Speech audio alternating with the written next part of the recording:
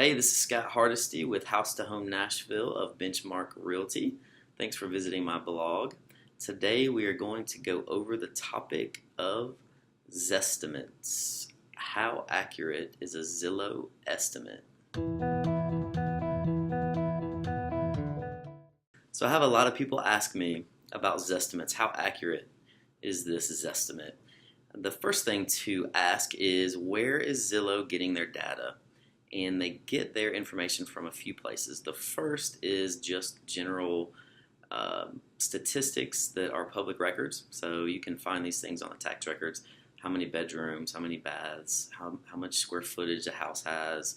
You can find these all on tax records, and so they pull all of this data from public records. So that's the first place they get their numbers. And then the second place is, if you own a home, you can log into Zillow and you can add information and update information. So if you've put granite in your kitchen, you can let Zillow know and they'll up your Zestimate. Or if you took carpet out of your living room and put wood floors in, then they will up your value for your Zestimate. So they combine these two things and give you a general statistic of the value of your home and your neighborhood. And the part of the problem with that is, what if you added 500 square feet to your home, but you didn't get on Zillow and let them know that you did that? They don't have a way of knowing that, and so people don't always get on there and let Zillow know what they've done to their home. So they can't really keep up with the exact data of a neighborhood and of a street and of a house. And the flip side of that is, what if your neighbor stops paying their mortgage, the home goes into foreclosure, and they leave, the home is abandoned for 5 months, someone steals the air conditioner, takes the copper out, someone throws bricks through the windows and spray paints the walls, the value of that home goes down, and now it sells for $100,000 less than your home is worth. And so Zillow doesn't have a really good way of knowing that happens unless someone goes in and lets them know that. So a Zestimate it can be a good starting point just to get a good general idea of what your home could be worth. They call it an estimate for a reason, though. It's not an appraisal. It's not an accurate exact price of your home. So you definitely don't want to look at your Zestimate and then list your home for that price. Another thing to look at is how far off are their Zestimates. The median error for Zestimates is 5%. So that means that half of the homes on Zillow are going to be under 5% off of the sales price. So their Zestimate will be less than 5% off of what it actually sold for. And then the other half are going to be more than 5% off of the sales price. So they say it's one price and it's 5% accurate, 5% inaccurate half the time.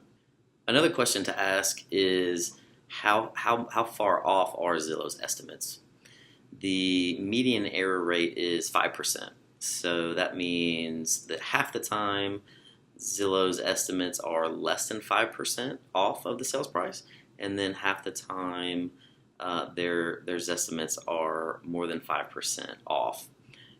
So it doesn't sound like that big of a deal, but if you look at a $350,000 house, well, 5% of that is $17,500. So if they're off just 5% of your Zestimate, and you go in and list your price at that, then you're obviously going to be either undervalued your house or overvalued it by quite a bit. So it's a starting point. Zestimates are a good starting point for your home, but it's not the final word on the value of your home. So what actually does go into pricing a home correctly? I get that question often, and that's really what real estate professionals like myself do all day. We compare apples to apples. We don't just take the general data, but we look at the specifics, such as when was this home built? You have to compare the year built to other homes that were built in that same year. What's the square footage of this home? Let's compare it to a similar size home. Did this house have granite in it? Is this house made from brick? So we compare the the specifics of your home with others that are very similar to yours, and that's really the best way to collect that data and to price a home correctly. If you're just looking at statistics, it would be very easy to overprice a home or underprice a home. But when you get down into these smaller details, that's really where you find where to price a home correctly, so your home is not sitting on the market for months and people wondering what's wrong with it, or you sell it for way too cheap, so you sell it for less than what you could get for it. And that's what professionals do in the real estate world. That's what we do for you. Thanks for watching my video. And again, if you're looking to buy or sell a home, please let me know. You can click the links below, or shoot me a text, give me a call, and I would be happy to help. Thanks. Have a good day.